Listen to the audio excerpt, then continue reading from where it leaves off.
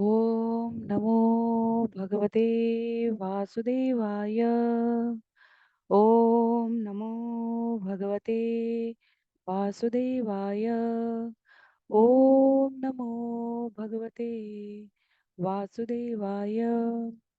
हरे कृष्णा। सभी भक्तों को सादर प्रणाम। श्रीमद् भागवतम महापुराण सत्रों की इन श्रृंखला में आज सत्र 630 में सभी भक्तों का स्वागत है।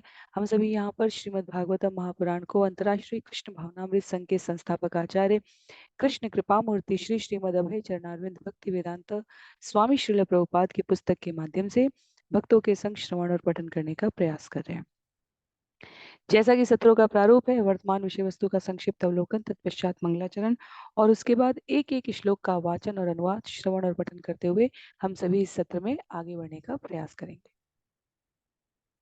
वर्तमान विषय वस्तु के संदर्भ में बहुत ही संक्षिप्त पुनरावृत्ति के इस क्रम में यदि हम स्मरण करें तो पिछले सत्र में हमने स्कंद 11 अध्याय 27 को श्रवण किया था, जहां भगवान श्री कृष्ण द्वारा स्वयं उद्धव के द्वारा प्रश्न किए जाने पर अर्चा विग्रह की पूजा से संबंधित सभी जिज्ञासाओं का निवारण था। अर्चा विग्रह किस वस्तु के बने होने चाहिए, कितने प्रकार के स्थायी और अस्थायी, स्थायी अर्चा विग्रह के साथ किस प्रकार से हमें विधि पूर्वक पूजा करनी चाहिए, अस्थायी के साथ किस प्रकार करनी चाहिए, स्थायी और अस्थायी दोनों की पूजा करने के इस क्रम में किन और अन्य वस्तुओं का, विधियों का, व्यक्तित्वों का आवाहन करना चाहिए और किस प्रकार का आचरण यजमान के द्वारा किया जाना चाहिए। तत्पश्चात यदि विग्रह अस्थायी है तो उसे किस प्रकार अंततः हमें विसर्जन करना चाहिए। तो भगवान ये सारी विधियां उद्धव को उनके द्वारा प्रश्न किए जाने पर समाधान के रूप में बतलाते हैं। आज के सत्र में हम सभी स्कंद 11 अध्याय 28 ज्ञान योग की चर्चा करने जा रहे हैं और भगवान स्पष्ट कहते हैं कि यह कोई नया ज्ञान नहीं है।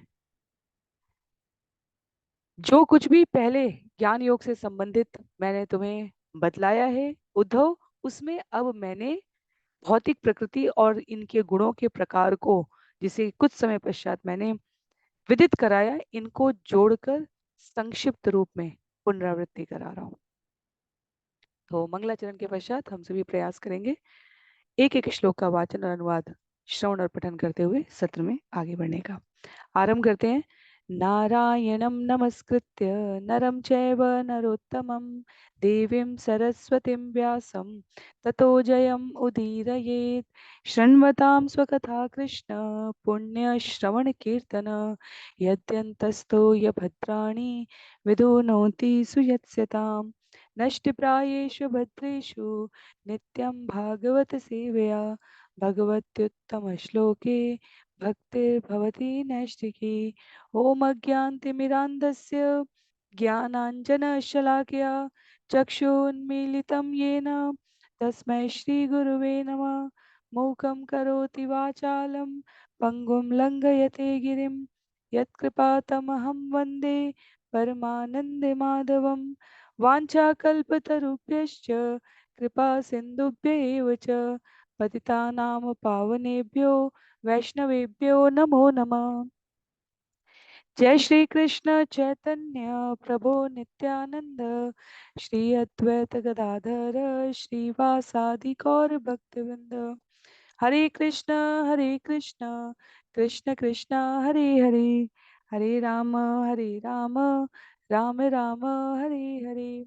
हरे कृष्ण कृष्ण कृष्ण हरे हरे, हरे राम राम राम हरे हरे। हरे कृष्णा। पुनः सभी भक्तों को सादर प्रणाम। श्रीमद् भागवतम महापुराण सत्रों की श्रृंखला में आज सत्र 630 में हम सभी स्कंद 11 अध्याय 28 श्रवण करने जा रहे हैं। अध्याय 28 जहां जिस ज्ञान योग का विस्तार पिछले अध्यायों में भगवान ने विस्तार पूर्वक किया है, उसे यहाँ सूचीबद्ध तरीके से संक्षिप्त स्तुतियों के रूप में, श्रुतियों के रूप में, सूत्रों के रूप में वर्णित कर रहे हैं। तो करीब 44 श्लोक है इस अध्याय में। एक एक श्लोक जिनके पास पुस्तक है वो पुस्तक का प्रयोग करेंगे, अन्य सभी यहाँ स्क्रीन पर देखकर संग में वाचन और श्रवण करने का प्रयत्न करेंगे। श्री भगवान उवाच पर स्वभाव कर्माणि न प्रशंसेन न गर्हयेत् विश्वमेकामकं पश्यन् प्रकृत्या पुरुषेण च। भगवान ने कहा, मनुष्य को चाहिए कि किसी अन्य व्यक्ति के बद्ध स्वभाव तथा कर्मों की न तो प्रशंसा करे, न ही आलोचना करे। प्रत्युत उसे इस जगत को प्रकृति तथा भोक्ता आत्माओं का सम्मेल ही मानना चाहिए, क्योंकि वे सभी एक परम सत्य पर आश्रित हैं। तो बहुत महत्व की बात है ये वास्तव में। जहां भगवान ने कहा था कुछ अध्याय के पूर्व अंतिम श्लोक में, जीव को न तो बहुत अधिक गुण देखने चाहिए अन्यों में, न बहुत अधिक दोष दर्शन करना चाहिए, क्योंकि दोनों ही स्थितियों में जीव अपने आप को उस व्यक्ति के कर्म से आबद्ध कर रहा है। इस जगत में प्रत्येक व्यक्ति अपने गुण कर्म स्वभाव प्रकृति के संयोजन से व्यवहार कर रहा है, और हमें उसमें बहुत अधिक विवेचना करने की आवश्यकता नहीं है। कहते हैं भगवान यहाँ पर कि सभी एक परम सत्य पर आश्रित है। इस जगत को प्रकृति तथा भोक्ता आत्माओं का सम्मेल मानते हुए प्रत्येक व्यक्ति के द्वारा जो कार्य किया जा रहा है वह माया के सुस्पष्ट लक्षण को अभिव्यक्त कर रहा है। तो जो भगवान के भक्ति में संलीन नहीं है, उनका मन इन्हीं में लीन रहेगा। और इसलिए अपने आप को एक ज्ञानी व्यक्ति, क्योंकि अभी तक हमने ज्ञान योग के बारे में श्रवण किया, अब इसका व्यवहारिक महत्व क्या है, हमारे आचरण में क्या दिखना चाहिए, तो उसके संदर्भ में और अधिक विस्तार है। और एक तरीके से देखा जाए तो सूचीबद्ध संक्षिप्त प्रस्तुति है। कहा जा रहा है, पर स्वभाव कर्माणि यह प्रशंसति निंदति स आशु भ्रश्यते स्वार्थात असत्य भी निवेशत। जो भी व्यक्ति दूसरों के गुणों तथा आचरण की प्रशंसा करता है या आलोचना करता है, वह मायामय द्वैतों में फंसने के कारण अपने उत्तमोत्तम हित से शीघ्र विपत हो जाएगा। तो बद्ध जीव जब गुण या आचरण की प्रशंसा करे या आलोचना करे, दोनों ही स्थितियों में यदि जीवन में भक्ति नहीं है, साधना नहीं है, भगवत भक्ति के रूप में भगवान की सेवा जीवन के केंद्र में नहीं है, तो जीव का स्वभाव है मैं और मेरा की प्रवृत्ति से व्यवहार करना। वह भौतिक प्रकृति के तत्वों पर अपना प्रभुत्व दिखाना चाहता है, और इस वजह से जिनसे वह ईर्ष्या रखेगा, जिनसे वह अ, देखा जाए एक प्रकार से तो जिन्हें अपने से निम्न समझेगा, उनकी आलोचना करेगा, और जिनसे वो किसी प्रकार की अपेक्षा रखेगा, उनसे वह सम्मानजनक शब्दों का, प्रशंसात्मक शब्दों का प्रयोग करके लाभ अर्जित करना चाहेगा। इसलिए आचार्य कह रहे हैं यहाँ पर कि ये दोनों ही तत्व असली आत्महित कृष्ण भावनामृत से नीचे गिराने वाले हैं। बद्ध जीवों को कभी भी भौतिकतावादी प्रतिष्ठाओं के आधार पर विभेदित नहीं करना चाहिए। प्रशंसा और आलोचना से परे हमें ये देखना चाहिए, एक साधक के रूप में प्रयास करते हुए, कि कौन इनमें से अपनी आध्यात्मिक उन्नति के लिए प्रयत्नशील है। क्योंकि भौतिक जीवन अंततः अपूर्ण है, अज्ञान से युक्त है, और परिणाम रूप में निराशा ही देने वाला है। इसलिए अज्ञान के उच्च या निम्न स्वरूप की जब हम प्रशंसा या स्तुति कर रहे हैं, निंदा कर रहे हैं, तो अज्ञान के ही किसी अपूर्णता के ही किसी न किसी स्तर की कर रहे हैं। उसमें अपने आप को साधक के रूप में हमें तल्लीन नहीं करना चाहिए। तेजसे निद्रयापन्ने पिंडोस्थ नष्ट चेतन मायां प्राप्नोति मृत्युम वा तद्वत्नानार्थ दृक्पुमान। जिस तरह देहधारी आत्मा की इंद्रियां स्वप्न देखने के भ्रम या मृत्यु जैसी गहरी निद्रावस्था के द्वारा परास्त हो जाती हैं, उसी तरह भौतिक द्वंद का अनुभव करने वाले व्यक्ति को मोह तथा मृत्यु का सामना करना पड़ता है। तो स्वप्न में जो कुछ भी है वो स्वप्न समाप्त होने के पश्चात नष्ट हो जाता है।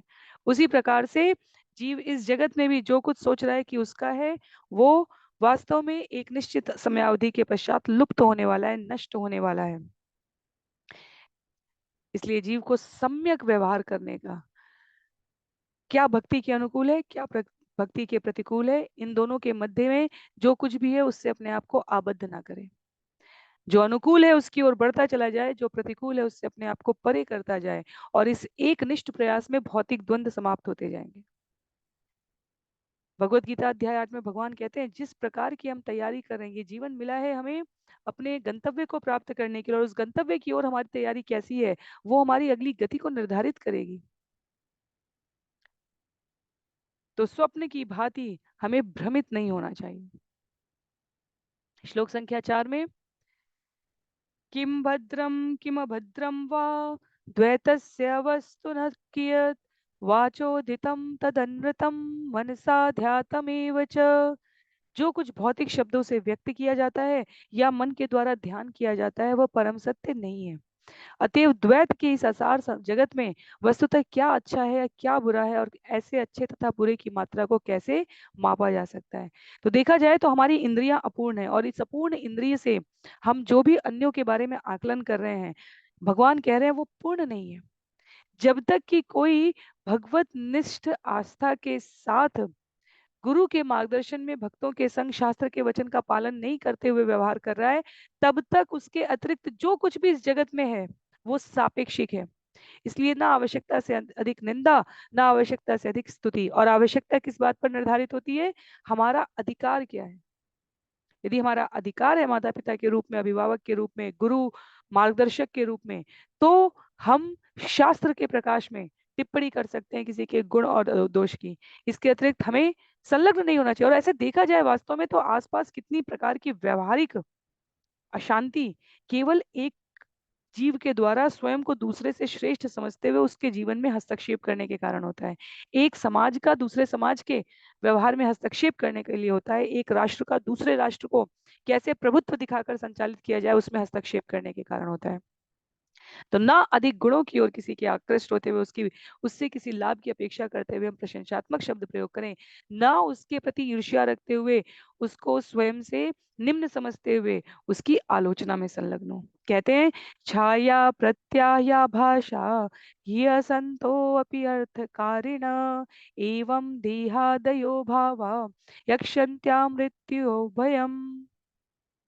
यद्यपि छायाएं, प्रतिध्वनियां तथा मृग मरीचिकाएं असली वस्तुओं के भ्रामक प्रतिबिंब ही होते हैं, किंतु ये प्रतिबिंब अर्थपूर्ण या ज्ञेय भाव का सादृश्य उत्पन्न करते हैं। इसी तरह यद्यपि शरीर, मन तथा अहंकार के साथ बद्ध जीव की पहचान भ्रामक है, किंतु यह पहचान मृत्यु पर्यंत उसके भीतर भय उत्पन्न करती रहती है। हम कई बार अपनी किसी अन्य की छाया से ही परेशान हो सकते हैं। तो भगवान यहाँ पर कह रहे हैं कि ये शरीर नष्ट होने वाला है, पर तथापि इसके साथ की जो छायाएं हैं, तो जैसे मृग मरीचिका, प्रतिध्वनिया, वापस अपनी ध्वनि सुनाई देना, या छाया, ये वस्तु जीव, ये जीव को भ्रमित करती है, ये प्रतिबिंब जीव को भ्रमित करते हैं। वैसे ही शरीर से संबंधित जो मन, बुद्धि, अहंकार भ्रामक पहचान बना देते हैं, वो भी जीव के भीतर ये ईर्ष्या का आना, लोभ का आना, भय का आना, क्रोध का, काम का, विभिन्न आवेगों का आना एक प्रकार का भय है जीवन में। कुछ ऐसा हो सकता है, वो मुझसे श्रेष्ठ हो सकता है, वो मुझसे अच्छा समझा जा सकता है, या मैं ऐसे कैसे कोई मेरे साथ व्यवहार कर सकता है। ये बातें जीव को अशांत रखती हैं। साधक क्या है? तृणादपि शुनि चेना, वो जो कुछ भी भक्ति में सहायक है, भगवान को स्मरण रखने में, उनकी लीला का चिंतन करने में, उनके नाम का स्मरण करके व्यवहार करने में, उसको स्वीकार करता है। और इस प्रकार के गुण, दोष, दर्शन उस प्रतिबिंब, मृग मरीचिका और प्रतिध्वनि के समान है, जो जीवन में अशांति लेकर आते हैं। तो इसलिए भगवान कहते हैं इनसे हमें दूर रहना चाहिए। आत्मैव तत् इदं विश्वं सृज्यते सृजति प्रभु त्रायते त्राति विश्वात्मा येयते हरतीश्वर तस्मान्न यात्मनोऽन्यस्या मादन्यो भावो निरूपित निरूपिते अयं त्रिविधा निर्मूल भाति आत्मनि इदं गुणमयं विद्धि त्रिविधं मायया कृतम्। एकमात्र परमात्मा ही इस जगत के परम नियंता तथा सृष्टा है, अतः अकेले वे भी उत्पन्न किए हुए हैं। इसी प्रकार जो समस्त जगत का आत्मा स्वरूप है, वह पालन भी करता है और पालित भी होता है, हरता भी है और हरा भी जाता है। यद्यपि परमात्मा हर वस्तु से तथा अन्य हर किसी से पृथक है, किंतु कोई अन्य जीव उनसे पृथक रूप में निश्चित नहीं किया जा सकता। 3 प्रकार की प्रकृति के जो उनके भीतर देखी जाती है, प्राकट्य का कोई वास्तविक आधार नहीं है। प्रत्युत तुम यह समझ लो कि 3 गुणों वाली यह प्रकृति उनकी माया शक्ति का ही प्रतिफल है। तो भगवान यहाँ पर बता रहे हैं, जन्मने के रूप में, स्वयं उद्भूत होने के रूप में एकमात्र परमात्मा है। बाकी सब जो कुछ भी है वह या तो पालन भी कर रहा है या पालित भी हो रहा है, क्योंकि अंततः हर कोई भगवान से पालित हो रहा है। तो बद्ध आत्मा ये भौतिक द्वैत प्रकृति के गुणों पर टिकी हुई है और समग्र भौतिक अभिव्यक्ति भगवान से अभिन्न है। तो एक ही आध्यात्मिक स्वभाव मूल में है, तथापि जीव विभिन्न प्रकार के गुणों के संसर्ग के कारण विभिन्न प्रकार के भाव धारण करके अपने आप को विभिन्न अवस्थाओं में मन के द्वारा संयोजित इस प्रयास में भ्रमित करता रहता है। आज पद है तो किसी संस्थान के अंदर हम स्वयं को कई सारे कर्मचारियों का स्वामी समझ सकते हैं। उस ऑफिस के बाहर वास्तव में हम कुछ नहीं है। आज समाज में हमारे पास सामर्थ्य है तो हम अनेकानेक संपत्तियों के स्वामी हो सकते हैं, पर जब दैवी आपदा से वो संपत्ति ही नहीं है तो हम स्वामी किस बात के हैं। तो इसलिए यहाँ पर आचार्य कह रहे हैं कि बद्ध जीव मूर्खतावश अपना प्रभुत्व जमाने के प्रयास में इस प्रकार का दंभपूर्ण व्यवहार करता है जो वास्तव में उसका ही नाश कर देता है। क्योंकि हर वस्तु भगवान की शक्ति का विस्तार है, तो जीव अन्यों को स्वयं से निम्न मारकर उनके प्रति दुराग्रह रखकर माया के घातक आलिंगन को स्वीकार कर रहा है और इस प्रयास में वह कृष्ण के साथ अपने प्रेममय शाश्वत संबंध से विपत हो जाता है। तो ज्ञान योग का यहाँ पर जो विश्लेषण किया जा रहा है, वास्तव में ये सब कुछ श्रवण कर लिया हमने जो इन अध्यायों में, पिछले पूर्ववर्ती अध्यायों में, इसको व्यवहार में कैसे लाएं, क्या हमारे जीवन में दिखना चाहिए, हमारे अभ्यास में निरंतर दृश्यमान होना चाहिए, उसकी चर्चा है। एतत् विद्वान मतोदितम ज्ञान विज्ञान नैपुणम न निंदन्ति न च स्तौति लोके चरति सूर्यवत। जिसने मेरे द्वारा यहाँ पर वर्णित सैद्धांतिक तथा अनुभूत ज्ञान में स्थिर होने की विधि को भलीभांति समझ लिया है, वह भौतिक निंदा या स्तुति में रत नहीं होता। वह इस जगत में सूर्य की तरह सर्वत्र स्वतंत्र होकर विचरण करता रहता है। तो निंदा स्वयं की कर सकते हैं, स्तुति भगवान की कर सकते हैं। मध्यस्थ में जो कोई भी संबंध में आते हैं उनके साथ हम सम्यक आचरण व्यवहार, क्योंकि हमें समझना होना चाहिए कि हर जीव अपनी यात्रा पर है, हर जीव अपनी यात्रा पर है और अपने द्वारा अर्जित गुण स्वभाव के अनुसार सभी किसी न किसी प्रकार के व्यवहार में, कार्य में संलग्न है। ऐसा कर लेने से वास्तव में जीवन में शोभ कम हो जाता है, अशांति कम आ जाती है, अपेक्षा और उपेक्षा के भाव से मुक्ति मिल जाती है। कहते हैं भगवान, प्रत्येक क्षण अनुमाने निगमेनात्म संविदा आद्यवंतवत असत ज्ञात्वा निसंगो विचरेदिह। प्रत्यक्ष अनुभूति, तर्क संगत निगमन, शास्त्रोक्त प्रमाण तथा आत्मा अनुभूति द्वारा मनुष्य को यह जान लेना चाहिए कि इस जगत का आदि तथा अंत है, अतएव यह परम सत्य नहीं है। इस तरह मनुष्य को निर्लिप्त होकर इस जगत में रहना चाहिए। विचार करके देखें, घर के, परिवार के, समाज के, व्यवसाय के बहुत सारे द्वंद्व, बहुत सारी दुविधाएं, बहुत सारी अशांति केवल इस एक सत्य परक तथ्य को स्मरण रखने से समाप्त हो जाए कि हम किसी के गुण और दोषों के बारे में निर्णय करने वाले कोई नहीं है। प्रत्येक व्यक्ति यदि अपने आप को इस एक पंक्ति पर आचरण करते हुए, चिंतन करके, आचरण करते हुए, व्यवहार करते हुए जीवन यापन करने लगे, तो कह रहे हैं यहाँ पर भगवान, प्रत्यक्ष अनुभूति से, तर्क संगत नियमन से, शास्त्रोक्त प्रमाण से और आत्म अनुभूति से, इन 4 प्रकार से आत्मानुभूति, स्वयं भी हम सोचे कोई हमारी निंदा करे, हमारी अनुपस्थिति में करे या प्रशंसा भी करे, तो देखा जाए तो इस जगत में ऐसा हमारा स्वयं का है क्या जो प्रशंसा के लायक है। किसी के पास बुद्धि तत्व हो सकता है, किसी के पास वाक तत्व हो सकता है, सौंदर्य तत्व हो सकता है, यश हो सकता है, सामर्थ्य हो सकता है, पर शरीर के साथ सब नष्ट होने वाला है। जिनके नाम पर इस जगत में बड़ी बड़ी प्रतिमाएं बनी है, बड़े बड़े स्थानों का नामकरण किया गया है, वो उनमें से कोई भी वापस आकर उस पर यदि अपना अधिकार दिखाने का प्रयास करे, तो जिन्होंने वो नामकरण किया वही उसको अस्वीकार कर देंगे। क्योंकि कहीं ना कहीं मन मस्तिष्क में ये निश्चित है कि प्रकृति के नियम में ये नहीं आता। एक बार शरीर और उसकी पहचान समाप्त हो गई तो अगले बार शरीर मिलेगा, उस आत्म तत्व को तो कुछ भिन्न प्रकार का मिलेगा। जो कुछ भी है इस जगत में केवल इस शरीर के रहने तक संचालित करने के लिए, भ्रमित होने के लिए मिला है। तो प्रत्यक्ष अनुभूति, ये चार तत्व बहुत उन्नत वक्तव्य है। ये प्रत्यक्ष अनुभूति से, तर्क संगत नियमन से, शास्त्रोक्त प्रमाण से और आत्म अनुभूति से मनुष्य को जान लेना चाहिए। शरीर का आदि और अंत है तो इन सभी प्रकार की प्रवृत्तियों का भी अंत है। इसलिए भक्ति में केवल प्रवृत्त रहकर और किसी भी प्रकार के दूषित क्षणिक मायामय स्वभाव में आबद्ध होने वाली प्रवृत्ति से जीव को बचना चाहिए। सदैव आध्यात्मिक चेतना में उत्फुल्ल और प्रसन्न रहने का प्रयास करना चाहिए। जब हम अध्याय का नाम सुनते हैं ज्ञान योग, अगले अध्याय का नाम भी वैसे ज्ञान योग ही है, तब लगता है कि अब और कितना ज्ञान बाकी है जो भगवान उद्धव को देना चाहते हैं। तो आचार्य स्पष्ट करते हैं वास्तव में कि अध्याय का नाम ज्ञान योग है, क्योंकि जो कुछ भी यहाँ पर दिया गया है वास्तव में वह हमारे आचरण करने के लिए।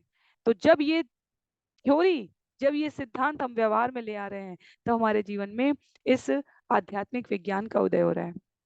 उद्धव कहते हैं, श्री उद्धव उवाच नैवात्मनो न देहस्य संसृति दृष्ट दृश्ययो अनात्म स्वदशो ईश कस्य स्यादुपलभ्यते। श्री उद्धव ने कहा, हे भगवान, इस भौतिक जगत के लिए यह संभव नहीं है कि वह दृष्टा रूपी आत्मा का अनुभव हो या दृश्य रूपी शरीर का अनुभव हो।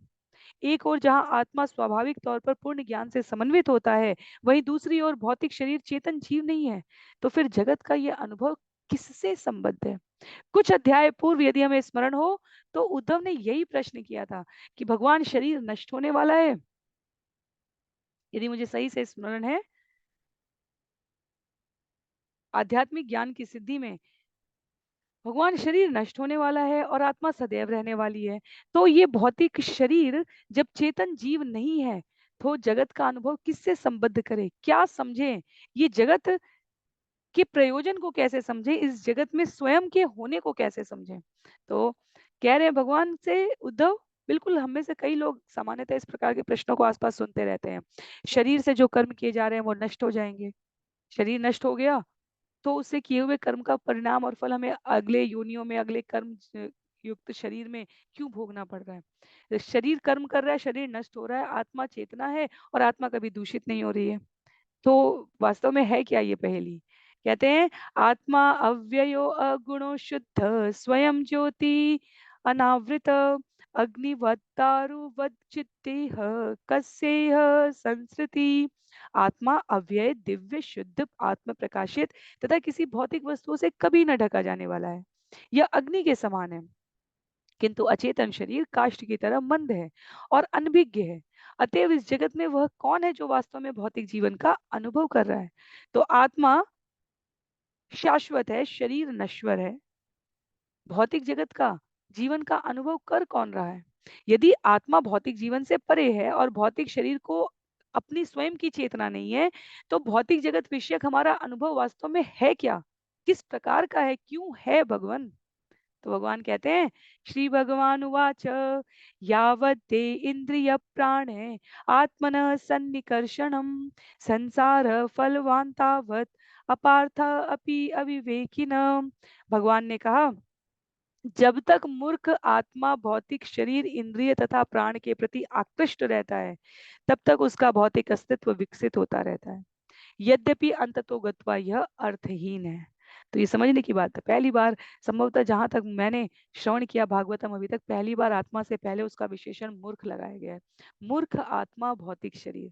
तो आचार्य स्पष्ट करते हैं कि शुद्ध आत्मा, जो आत्मा का स्वाभाविक स्तर है वो शुद्ध आत्मा है, पर यदि शरीर में प्रवेश करके भौतिक शरीर के पूर्ववर्ती गुणों से संचित सुगंधि के अनुसार आत्म तत्व यह सूचित करता है स्वयं को कि यह फलप्रद व्यवस्था है, अर्थात मैं भोग सकता हूं।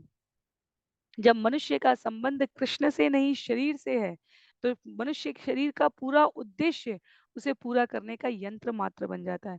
तो हमने श्रवण किया था भगवत गीता अध्याय 2 में भी कि जिस प्रकार केसर की सुगंध हो गई, हींग की सुगंध हो गई। सुगंधी एक स्थान से दूसरे स्थान पर जा रही है। तो गुण शरीर में, पिछले शरीर में रहकर आत्मा ने जो गुण अर्जित कर लिए हैं, जो स्वभाव अर्जित कर लिए हैं, वो अपनी अगली यात्रा पर है। इसलिए जब वो आत्मा अगले शरीर में प्रवेश करती है, तो वो जो प्रकृति के संसर्ग से सूक्ष्म तंतुओं के रूप में जुड़ा हुआ स्वभाव है, वह यदि जीव ने आत्म तत्व से संबंधित ज्ञान के अवलोकन और अनुगमन में अर्जित नहीं किया है, तो वह अपने आप को इस जगत से बद्ध करके व्यवहार करने लग जाता है। भगवान कह रहे हैं, तुम जानना चाहते हो कि भौतिक विषय की ये सब व्यवस्था है क्या? मैं बतलाता हूँ। अर्थे ही अविद्यमाने पी संस्कृति न निवर्तते, ध्यायतो विषयानस्य स्वप्ने नर्थ आगमो यथा। वस्तुतः जीव भौतिक जगत से परे है, किंतु भौतिक प्रकृति पर प्रभुत्व दिखाने की मनोवृत्ति होने के कारण उसका भौतिक अस्तित्व मिटता नहीं है, और वह सभी प्रकार की हानियों से प्रभावित होता रहता है, जिस तरह स्वप्न में घटित होता है। जीव को लगे कि हम अपने प्रयास से, अपने सामर्थ्य से, अपने महत्व के लिए जो चाहे इस जगत में अर्जित कर सकते हैं। प्रयास करके देख ले, संभव नहीं है। कहीं ना कहीं, किसी न किसी स्तर पर जाकर सभी जीवों का, जो कृष्ण भावनामृत में है उनको सदैव इसका भान है, अन्य सभी जीवों का ये मद, ये मान, ये अहंकार कि मैं सब कुछ नहीं हूं, कहीं ना कहीं इसी जीवन में टूटता ही टूटता है। पर तब तक यदि अपने आप को कोई, कहा जाता है ताड़ के पेड़ पर चढ़ा के समझना कि मैं बहुत ऊंचा हूँ, इस प्रकार की लोकोक्ति के अर्थ में कोई अपने आप को बहुत अधिक ज्ञानवान, सामर्थ्यवान, ऐश्वर्यवान समझना चाहे, तो वो इस भ्रम में जीवित रह सकता है। जैसे कहते हैं, अपने भौतिक अस्तित्व को मिटाए बिना हानियों से प्रभावित होता रहता है, जिस तरह स्वप्न में वो स्वयं को प्रभावित समझता है। यथा ह्य अप्रतिबुद्धस्य प्रस्वापो बहु अनर्थभृत्, स एव प्रतिबुद्धस्य न वैमोहाय कल्पते। यद्यपि स्वप्न देखते समय मनुष्य को अनेक अवांछित वस्तुओं का अनुभव होता है, किंतु जग जाने पर वह स्वप्न के अनुभवों से तनिक भी उद्विग्न नहीं होता। कभी कभी स्वप्न फलों के बारे में जिस प्रकार की पुस्तकें हैं, जिस प्रकार का अनुभव है, उससे वो विचलित हो सकता है। पर यदि सामने स्वप्न में देखा तलवार से गर्दन कट गई, स्वप्न में देखा किसी प्रिय बंधु का, परिचित का, संबंधी का कुछ हानि अनुभव हुआ, पर प्रत्यक्ष में स्वयं को जीवित देखकर, अन्यों के बारे में सकुशलता जानकर जीव तृप्त हो जाता है, संतुष्ट हो जाता है, तो उद्विग्नता नष्ट हो जाती है।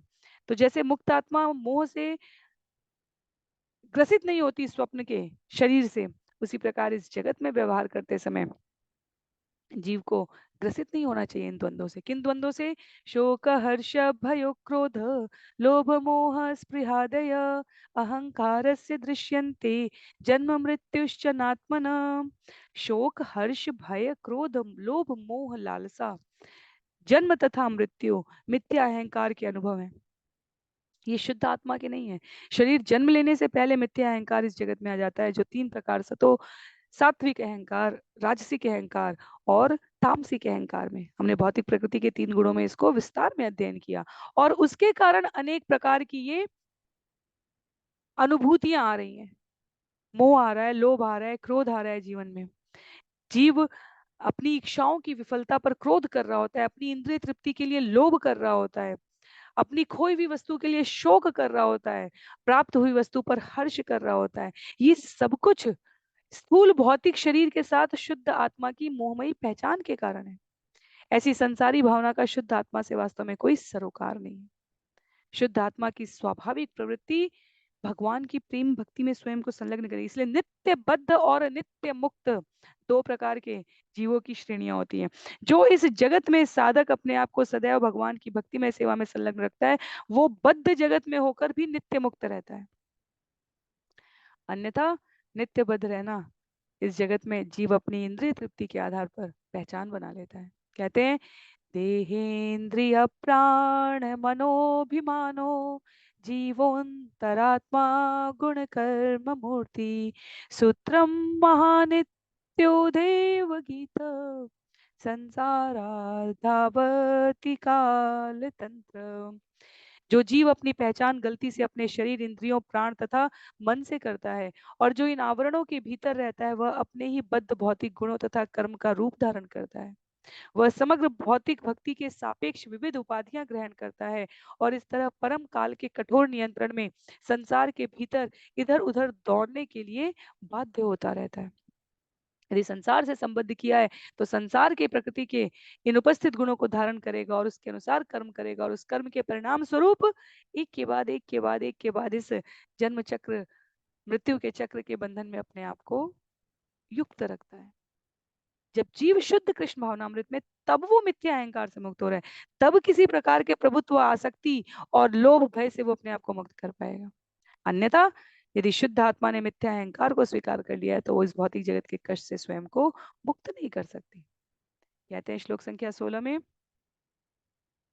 अमूलमेतत् बहुरूप रूपितं मनोवच प्राण शरीर कर्म ज्ञानासिनोपासनया शितेन क्षित्वा मुनिगां विचरति अतृष्णा। यद्यपि मिथ्या अहंकार का कोई यथार्थ आधार नहीं है, किंतु यह अनेक रूपों में देखा जाता है, यथा मन, वाणी, प्राण तथा शरीर के कार्यों के रूप में। किंतु प्रामाणिक गुरु की उपासना के द्वारा तेज की हुई दिव्य ज्ञान रूपी तलवार से गंभीर साधु इस मिथ्या पहचान को काट देता है और इस तरह जगत में समस्त भौतिक आसक्ति से मुक्त होकर निवास करता है। तो मिथ्या अहंकार अपने आप में कुछ है नहीं, सूक्ष्म तत्व है, पर शरीर की संगति में जाकर इंद्रियासक्त होकर वह परिणाम दिखलाने लगता है। ऐसी अज्ञानता को इस विधि से दूर किया जा सकता है जो यहाँ भगवान वर्णित कर रहे हैं, प्रामाणिक गुरु की उपासना करके उनके द्वारा प्रस्तुत की ओम अज्ञान तिमिरांधस्य ज्ञानांजन शलाकया चक्षु उन्मीलितम येन तस्मै श्री गुरुवे नमः। अज्ञान के अंधकार में बंद आंखों को जिसने ज्ञान का अंजन लगाकर जागृत कर दिया। जैसे सोकर उठी हुई आंखें हमेशा थकान भरी पता चल जाती है कि ये सोकर उठी हुई आंखें हैं, तो अज्ञानता का, तंद्रा का, निद्रा का आवरण है, साधक कहता है। और जब उस पर हम कज्जल का लेपन कर लेते हैं तो सामान्यतः कहा जाता है कि वो थकी हुई सोई हुई आंखों में ज्ञानांजन, वह अब प्रकाशित सी दिखने लग जाती है।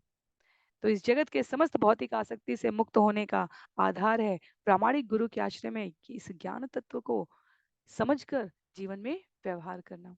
ज्ञानम विवोको ज्ञानम विवेको निगमस्तपश्च प्रत्यक्षमेति यमथानुमानम आद्यन्तयोऽस्य यदेव केवलम कालश्च हेतुश्च तदेव मध्ये।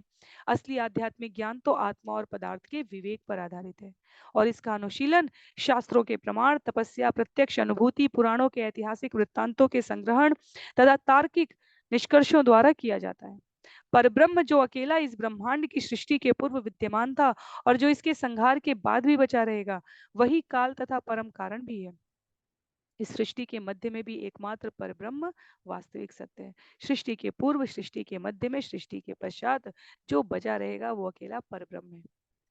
हम असली आध्यात्मिक ज्ञान के द्वारा आत्मा और पदार्थ के अंतर को समझते हैं और इस पर ब्रह्म की उपस्थिति और इसके द्वारा किए जाने वाली क्रियान्वित योजनाओं को प्रत्यक्ष अनुभूति, पुराणों के ऐतिहासिक वृत्तांत, अनुशीलन, ज्ञान के अनुशीलन से, शास्त्रों के प्रमाण से समझ सकते हैं।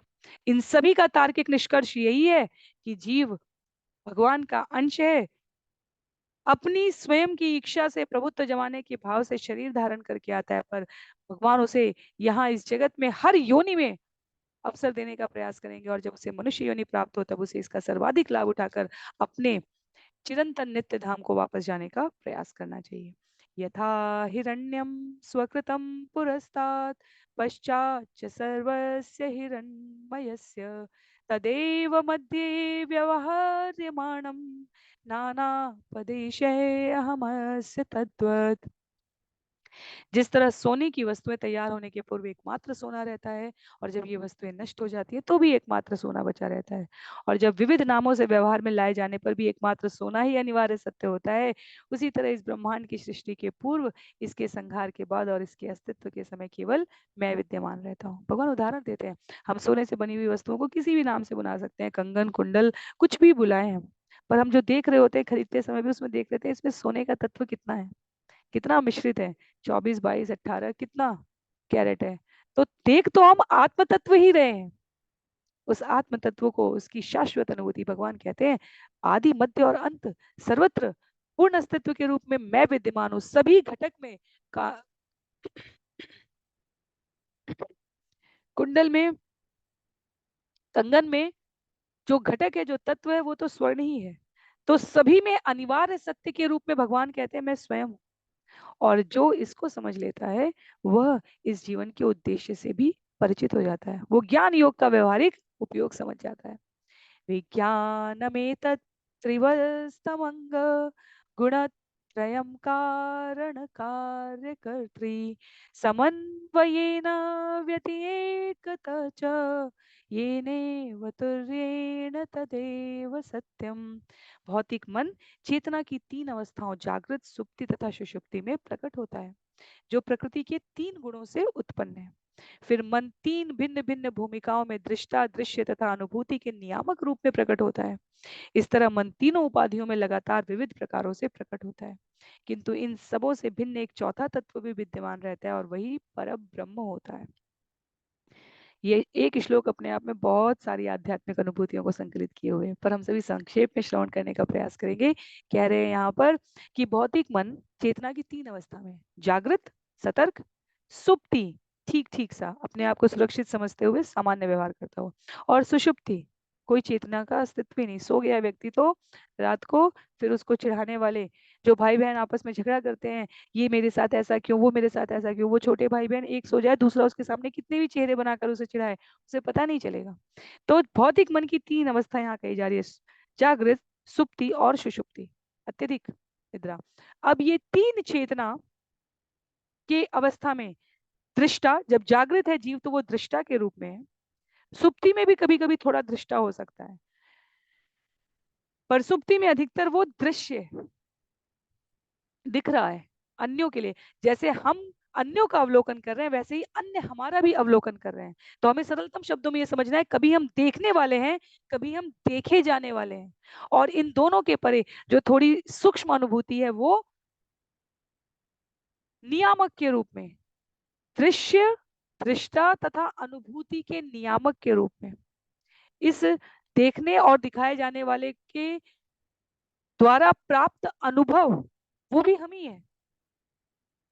तो कहते हैं आचार्य कि तीन चेतना और तीन अनुभूति से परे एक चौथा तत्व क्या है, पर ब्रह्म है। ये अनुभूति, ये ज्ञान, ये संवेदनशीलता, ये सब भगवान की ही अनुभूति का, अध्याय 15 स्मरण करें, अश्वत्थम प्राहुर अव्ययम। इस जगत में ऐसा कुछ भी नहीं है जो आध्यात्मिक जगत में उपस्थित नहीं है। अंतर केवल इतना है कि इस जगत की प्रत्येक वस्तु और अनुभूति आध्यात्मिक जगत का विकृत विस्तार है, शुद्ध, और उल्टे शब्दों में कहें तो इस जगत में जो कुछ भी है वो आध्यात्मिक जगत में भी है, पर वहां शुद्ध सत्व अवस्था में है। यहाँ वो सभी रज, तम और सत्य के प्रकृति गुणों से संसर्ग होकर आपत्त है। कहते हैं आगे श्लोक संख्या 21 में, न यत् पुरस्तादुत न यत् पुरस्ताद उत यन्न पश्चात् न मध्ये च तन्न व्यपदेश मात्रम भूतं प्रसिद्धं च परेण यद्यत् तदेव तस्याददिति में मनीषा। जो भूतकाल में विद्यमान नहीं था और भविष्य में भी विद्यमान नहीं रहेगा, उसका उसकी पूरी अवधि में कोई अस्तित्व नहीं होता। तो ये भी एक बहुत अच्छी पंक्ति है वास्तव में, यदि हम चिंतन करना चाहें। यदि कुछ है तो वो सदैव होनी चाहिए, यदि वो सदैव नहीं है तो इसका अर्थ है कि वो कुछ समय के लिए जो दिखाई जा रही है वो अल्पकाल है और वो निश्चित रूप से समाप्त होने वाला है। तो कोई ना कोई वस्तु किसी अन्य से उद्घाटित हो रही है और एक निश्चित समय पर वो समाप्त होने वाली है। केवल भगवान ही स्वयं उद्भूत उद्घाटित है। तो इसलिए हर वस्तु भगवान के परिप्रेक्ष्य में परिभाषित करते हुए जब हम जीवन में व्यवहार करेंगे तो इस जगत के अनिवार्य सत्य को समझ जाएंगे और किसी भी प्रकार के भ्रम में नहीं फंसेंगे। अवेद्यमानोऽपि अवभासते यो वैकारिको राजससर्ग एष ब्रह्म स्वयं ज्योति यतो विभाति ब्रह्मेन्द्रियार्थात्मविकार चित्रम।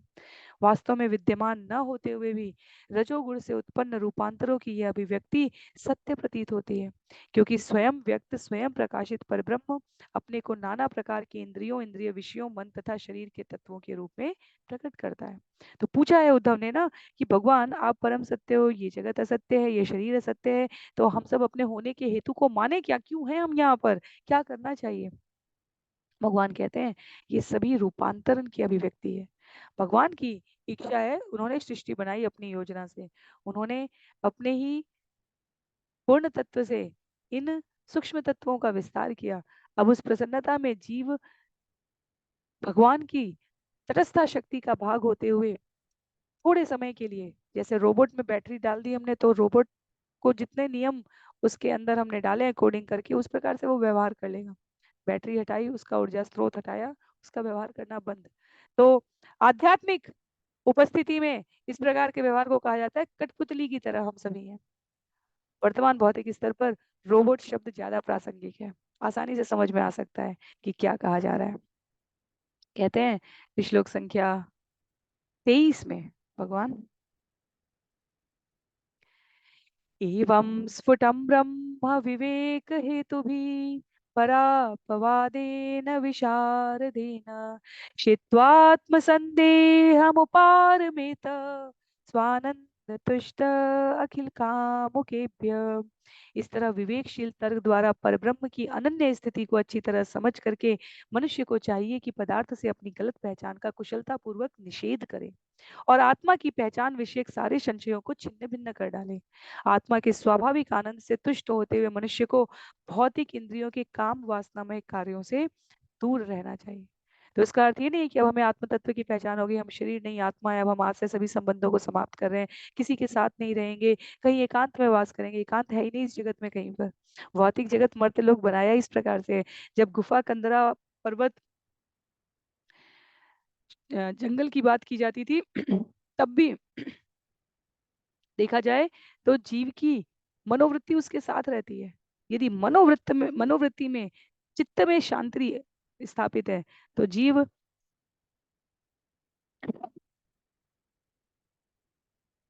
इस जगत पे भी अनेकों प्रकार के व्यवधानों के मध्य अपने आप को संयमित रख सकता है। तो गलत पहचान से अपने आप को कुशलता पूर्वक निषेध करते हुए सारे संशयों को छिन्न भिन्न कर डाले जीव। ये भगवान यहाँ पर स्पष्ट मंतव्य प्रस्तुत कर रहे हैं। कहते हैं श्लोक संख्या 24 में,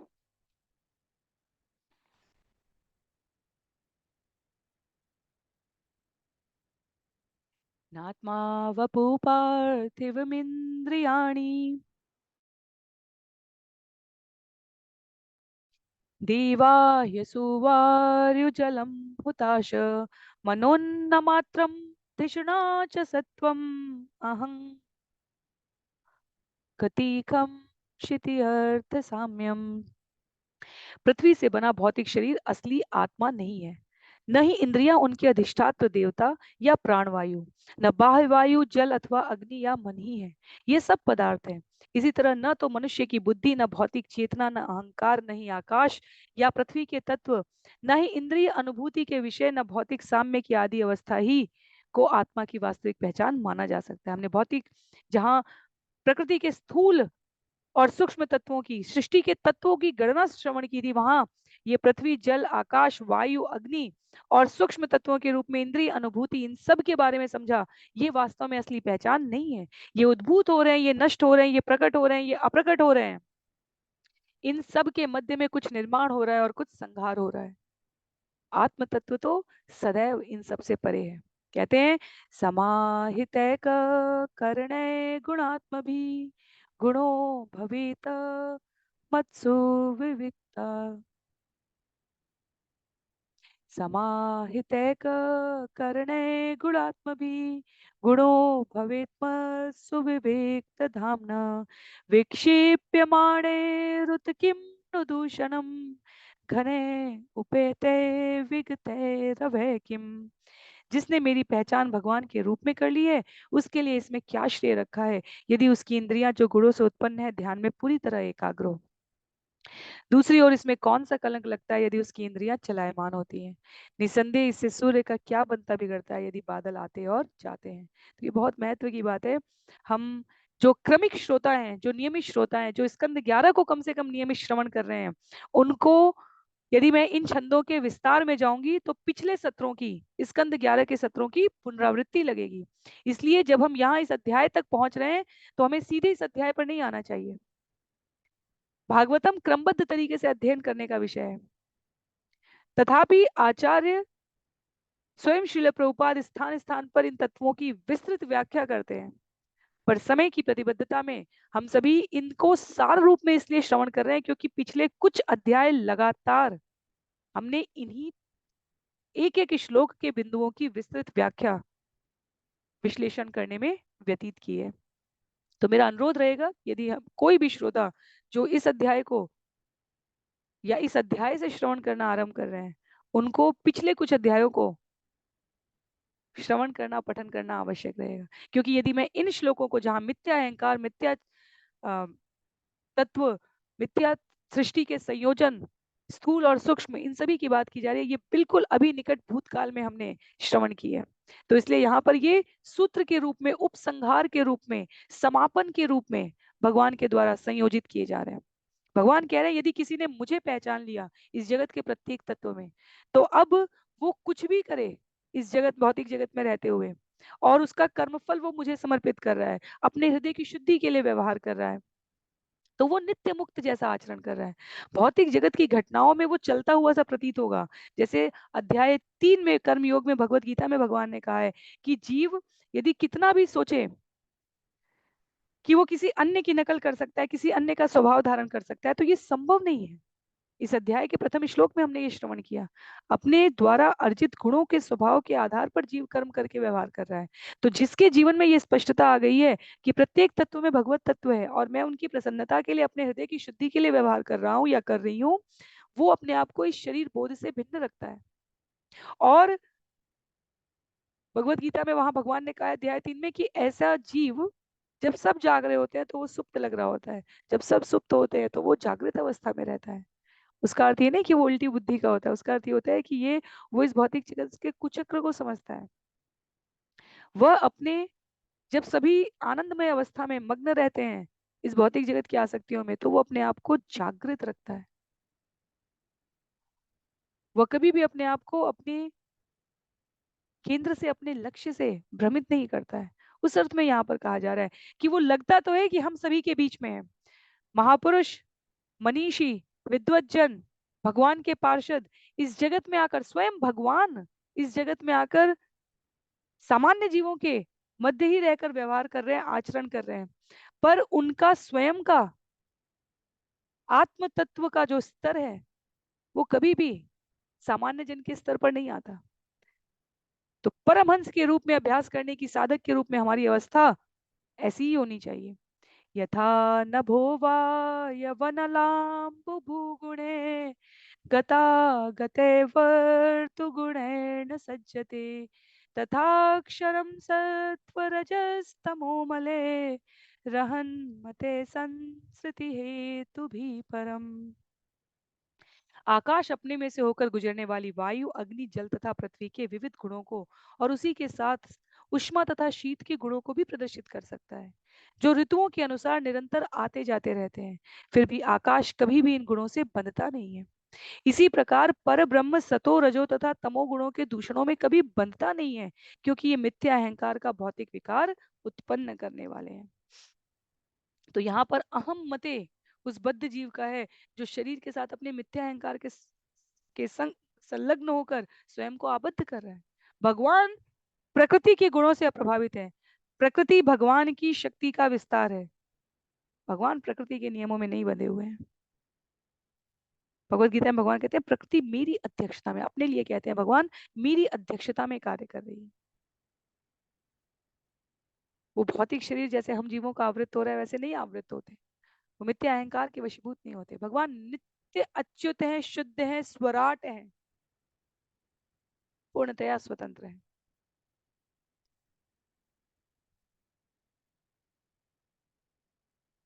अभी के लिए हम लोग सत्र को इस श्लोक संख्या पर ही रोकेंगे। श्लोक संख्या 27 से हम सभी अगले सत्र में इस ज्ञान योग के उपसंहार रूपी अध्याय को चर्चा करने का प्रयास करेंगे। किसी भी प्रकार की असहमति के लिए, दुविधा के लिए या टिप्पणी के लिए आप जहां भी जुड़े हैं वहां अपने विचार प्रेषित कर सकते हैं।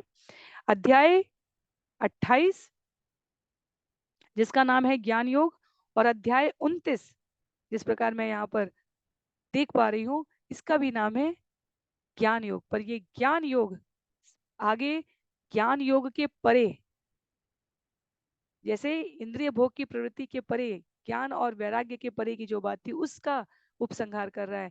तो यहाँ पर भक्ति योग की बात की गई है, वैराग्य पे आधारित भक्ति से संबंधित सिद्धांत को। तो इस अध्याय में करीब 44 श्लोक हैं और अगले अध्याय में करीब 49 श्लोक हैं।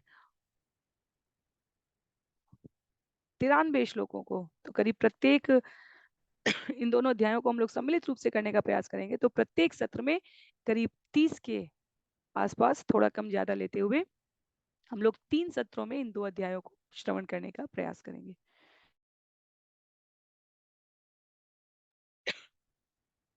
अभी के लिए हम लोग यहीं पर अध्याय को समाप्त करते हैं।